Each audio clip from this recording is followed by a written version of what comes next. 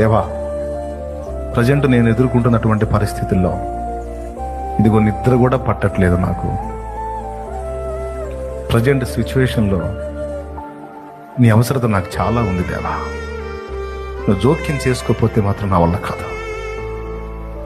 మామూలు విషయాలైతే నేను అంతగా పట్టించుకోను, నిన్నంతగా ఇబ్బంది పెట్టను, కానీ ఇప్పుడు నా పరిస్థితి అస్సలు బాగలేదు. నాకు ఈ పరిస్థితుల్లో నీవే సహాయం తండ్రి. దయచేసి ఇదిగో నాకు తిండి పట్టట్లా, నిద్ర పట్టట్లా, కొంచెం నన్ను కనిపెట్టు. నీ అవసరత నాకుంది, నాకు సహాయం చేయి.